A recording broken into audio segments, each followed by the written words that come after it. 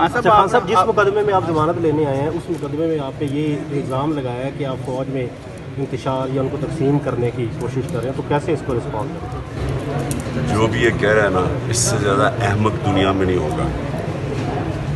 آپ ایک معاشرے کے اندر کوئی بھی ادارہ ہو، اگر وہ غلط کام کرتا ہے اور آپ اس کی تنقید نہیں کرتے، آپ معاشرے کو نقصان پہنچاتے ہیں۔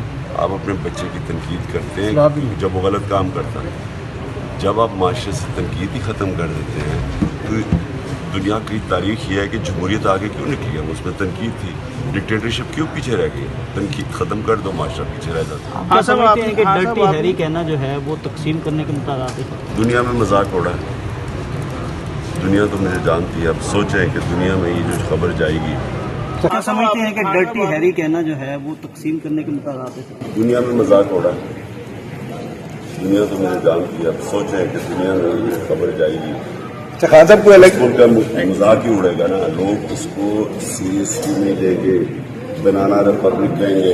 خان صاحب آپ یہ نہیں سمجھتے کہ سپریم کورٹ کے بینچ میں جو جسٹس قاضی فائز عیسی ہیں، جسٹس منصور علی شاہ کو بھی شامل کر لیا جاتا تو ایک ذرا جو تقسیم کا نظر آ رہی ہے وہ نہ ہوتی؟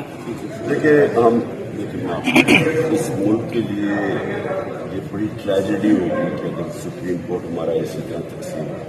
ہم سب کو دعا کرنی چاہیے کہ سپریم کورٹ ایک ایسا اس کا اندر یونٹی ہو اور لوگوں کی فنڈامنٹل رائٹس کی حفاظت کرے۔ ہمیں کوئی تقسیم سے غرض نہیں ہے، ہمیں صرف کانسٹیٹیوشن کے اوپر غرض ہے۔ کانسٹیٹیوشن جب تک آپ نہیں بچاتے آپ ملک نہیں بچا سکتے۔ ہم صرف 90 days کی جو شک ہے کانسٹیٹیوشن میں، وہ بیسک فنڈامنٹل رائٹ ہے۔ دیکھیں الیکشن ہوتے نظر آ رہی ہے کہ نہیں؟ سب سے بڑا فنڈامنٹل رائٹ ہے دا رائٹ ٹو ووٹ، اور اگر سپریم کورٹ اس رائٹ کو اپہولڈ کرتا ہے 90 days کا، تو میرے تو خیال میں کسی جج کو اس پہ اپوزیشن ہونی نہیں چاہیے، لیکن اگر ہے بھی تو ہم سب دعا کرتے ہیں کہ سپریم کورٹ جو رائٹ کرے۔ اچھا خان صاحب، آپ کو اکتوبر میں بھی الیکشن ہوتے نظر آ رہے ہیں کہ جس طرح کے رانا ثناء اللہ کے کچھ بیانات سے لگتا ہے کہ شاید اکتوبر میں بھی الیکشن نہ ہو؟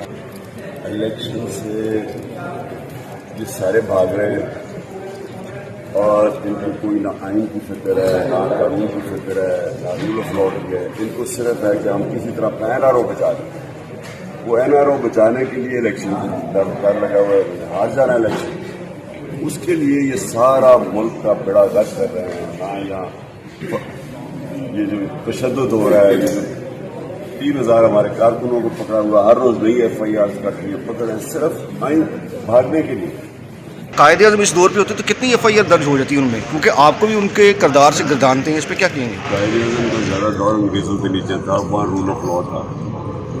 انگریز کے دور کے اندر کبھی پولیٹیکل پرزنرز کے اوپر تشدد نہیں، یہاں تو پولیٹیشنز کے اوپر تشدد ہو رہا ہے۔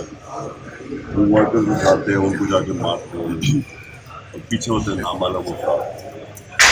ایسا تو کبھی نہیں ہوتا۔ مشرف کا میں اپوزیشن پر تھا، 7 دن میں نے ہمیں تو بلکہ وہ لبرل تھا۔ یہ نامعلوم افراد کیا چاہتے ہیں؟ ان کو خود بھی نہیں پتا۔